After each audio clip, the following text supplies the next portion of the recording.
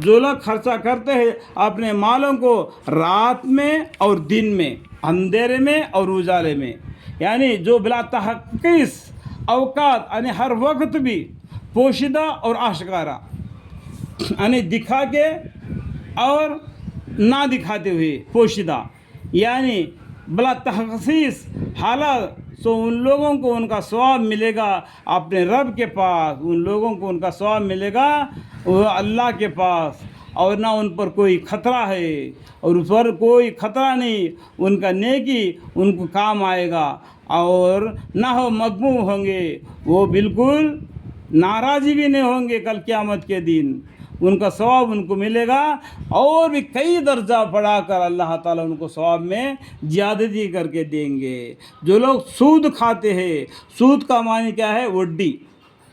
ایک قرآن میں یہاں پر آیا، دیکھو پیج نمبر بتا رہا ہوں، 57 میں بھی آیا اور بھی جگہ پر آیا۔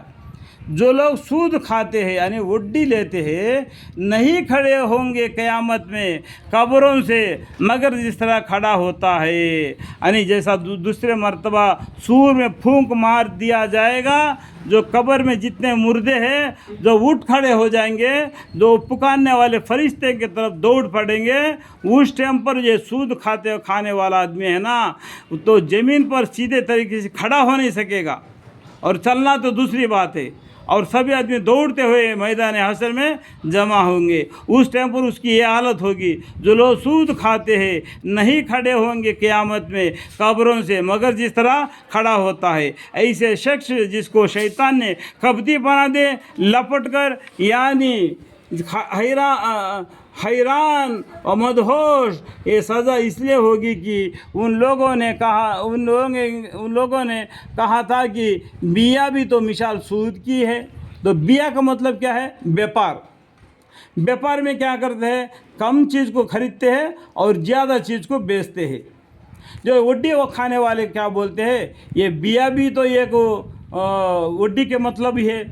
ان لوگوں بھی نہیں کم خرید میں نہیں 2 روپے میں لایا اور 4 روپے میں بیچ دیا، لیکن اللہ تعالیٰ کیا بولتے ہیں؟ حالانکہ اللہ تعالیٰ بیا یعنی بیپار کو حلال فرماتے ہیں، یعنی ایک دوسرے کا آمنے سامنے بات چیت کر کے خرید لیتے ہیں، اور سود کو حرام کر دیا۔ یہ اللہ کا حکم ہے، اس میں ہم کچھ بھی کر نہیں سکتے، کچھ بھی تبدیلی نہیں کر سکتے۔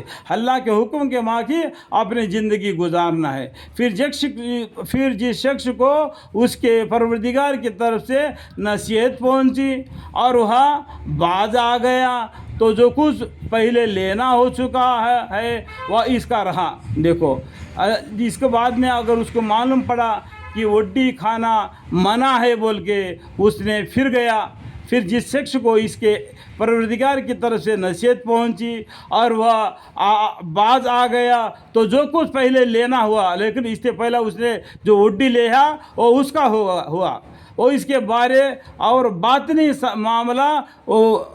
معاملہ اس کا خدا کے حوالہ رہا۔ اور جو شخص پھر غور کرے، پھر عود کرے، یعنی اتنا معلوم ہونے کے باوجود بھی وڈی کھانا منع ہے بن کے، معلوم ہونے کے باوجود بھی وڈی کھانا بند کر کے پھر دوبارہ حرص کرتا ہے وڈی کی طرف جانے کا، باطن یعنی اللہ تعالیٰ باز آ جائے تو جو کچھ پہلے لینا ہو چکا وہ اس کا رہا، اور باطنی معاملہ اس کے خدا کے حوالہ رہا۔